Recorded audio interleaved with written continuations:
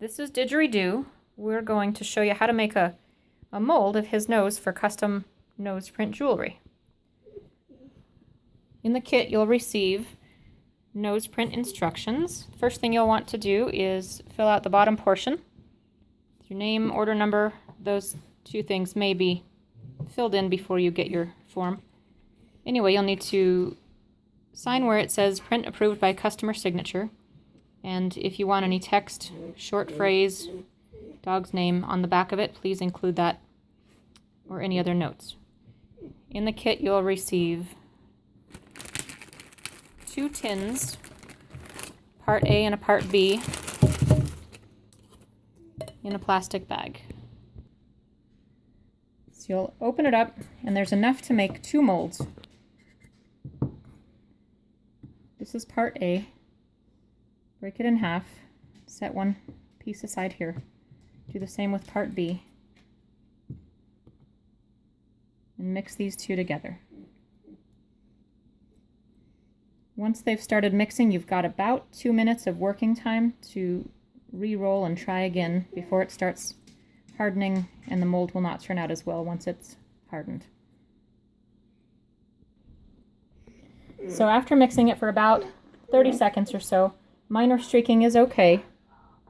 It doesn't have to be perfectly blue. Minor streaks are fine. Roll it between your hands and flatten it to about the size and shape of your dog's nose. Just kind of a flat pancake. I like to put it on the plastic bag that it comes in. Come here, Digi. You ready, big boy?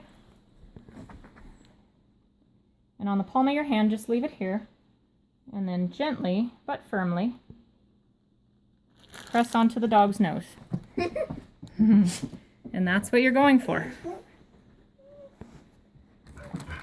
If it doesn't turn out the way that you want it to, at this point you can take the mold material, re-roll it, and try again. Once you've reached this point, I like to set this down on a table and put 2 pens or pencils or something the equivalent of that size, one on each side, just to maintain some of the integrity of that curve of the nose. If you can't get it just right, it's not the end of the world. I can work with it the way you send it if it's flat or curved, either way. It just tends to yield better results with that curve. After you've gotten the mold that you like, you're happy with the mold, take parts A and B and make a second mold, just in case anything happens to the first.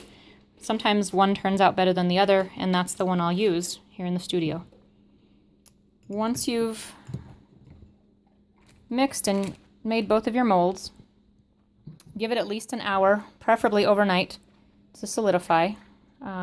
It will not be hard, rock hard. It's silicone rubber, and it will be flexible and pliable. It will never harden completely. Once you reach this point where you can touch it and it won't,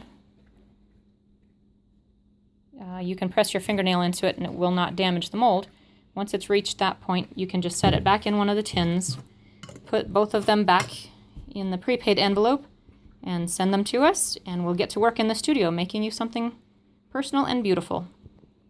Hope this has helped you with mold making instructions. Sometimes it's a little easier once you see it done. If you have any questions, please contact us on our website or give us a phone call. We'd be happy to walk you through it.